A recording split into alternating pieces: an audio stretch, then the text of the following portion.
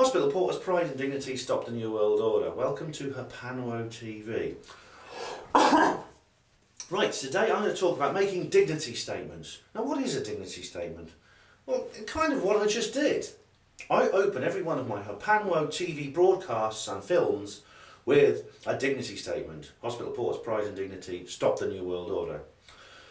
Right, what are those words? What do they mean? And why do I do them? Well, what they mean is, they have a kind of a notion in your mind what they mean. Dignity, pride, okay. But it was only after I'd actually started using these words and I invented the dignity statement that I understood they're kind of two sides to the same concept. Dignity is the more feminine, the more intuitive, the more accepting concept, side of the concept, whereas pride is more masculine, it's more active, it's more powerful, it's more imposing. But the two things are basically the yin and yang of the same notion, and they're both necessary for creating that kind of balance, that Taoist kind of balance.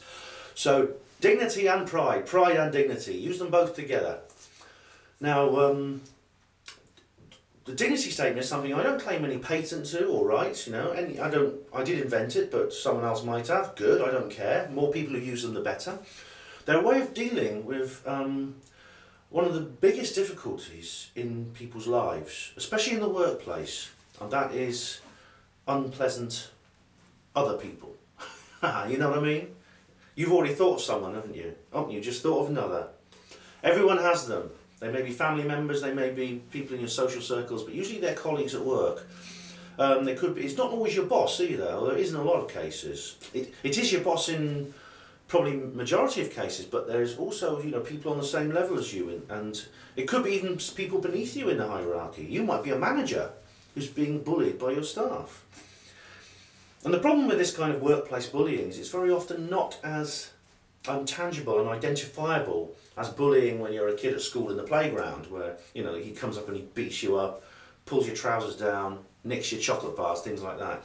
It could be just the way someone looks at you and speaks to you in a very subtle, hostile manner.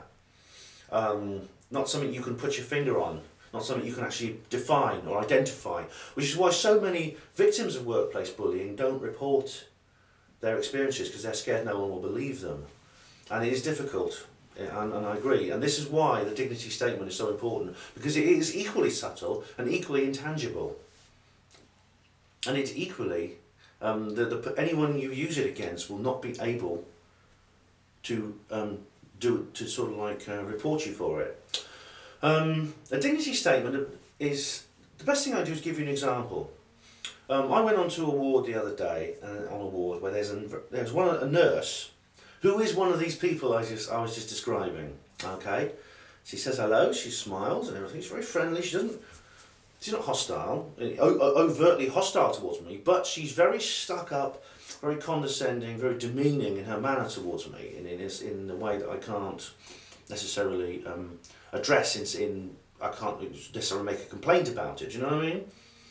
For instance, there was a patient in this ward who is in a single room, and that often means the patient is isolated from the others to do with infection or some other reason. Okay, so I went up and knocked on the door like you're supposed to do. And she was walking past and she turned to me and she says, "Excuse me, you can't just go in there, Now, how do you react to that? There's several different ways. You can bite your tongue and just not react and not say anything. In doing so, add to the stress that's poisoning your system, because it will poison your system if you don't do something about it. I could turn around to her and I could say, "Oh, fuck off, you stuck-up little bitch!"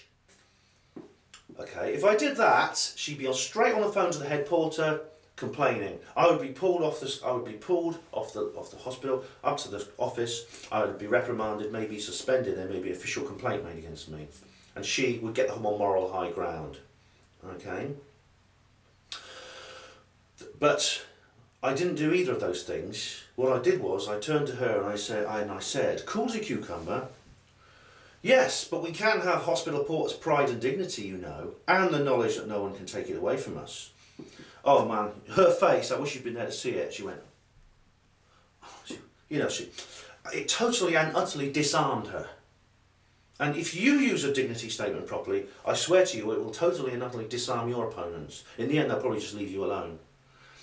And you can also use it to defend your colleagues from a third-party position. If they're having a go at someone, if someone you don't like is having a go at one of your buddies, you can say to her, "Hey Johnny, yes, but we do have hospital porters' pride and dignity and the knowledge that no one can take it away from us, eh?" And again, the person, the antagonist, will be completely defenceless and they will be unable to do anything about it. What can they do? They're actually going to phone up your boss and say, "Excuse me, that porter keeps being rude to me." You're, "All right, oh, I'm sorry about that. What does he do?" "He keeps saying he's got pride and dignity." "Right, and what's he saying that's rude?" "Oh, that's it! That's what's so rude!" "Oh, that was it? What?" See, there's nothing that they can do about it. But it's important first of all that you just follow a couple of lines so as you don't spoil it. For instance, you don't address the person you're talking to within your dignity statement, even as a kind of third party thing. You don't sort of say, "Yes, I've got lots of hospital porters' pride and dignity. No stuck-up little tart can take it away from me." You don't say that, because she can still do something about that. Okay, you must always address yourself, not her. Indirectly, you're addressing her, but you're directly addressing yourself. You see, so that's important. You don't sort of like interject rude words and attacks into it. Overt attacks into your dignity statement. Otherwise, unfortunately, it spoils the effect. Another thing you don't do is you don't get angry. You don't raise your voice. You just do it very, very quietly, calmly, and you just say, "Ah, yes, but I do have pride and dignity. No one's ever going to take that away from me." You might be pushing a trolley onto a ward with a patient, and this happened to me actually. You say, "Right, which bed spaces we go into?" And the nurse might turn around and say, "I don't know, do I? I haven't booked the patient in yet." And in that situation, what I did was I turned to her and I said, "Oh yes, but I know where my hospital porter's pride and dignity is going. It's going nowhere. It's staying with me." And when I did that, again, she turned and looked at me like that, completely and utterly knocked back for six, I tell you. And I just said she was totally disarmed. She had no answer to me. She was just like that, And the good thing about dignity statements, if you do them properly, you can use them in front of patients, or if you're a civilian, you can use them in front of your customers or members of the public, the people you deal with as your customers. Because you're not being rude, are you? Not really rude. See, it's wonderful. It's a wonderful thing to do. And like I said, if you can use it with family members you don't like, you can use it with people within your social circle in a pub. If someone's been talking down to you in a pub or someone like that, you can make a dignity statement. You completely and utterly disarm the person who's antagonising you. You can completely turn the tables on them and show them up and they'll be making a fool of themselves. Oh, so that's the Hapanmo guide to making dignity statements. Hope you have fun with them. Hospital porters' pride and dignity, stop the New World Order.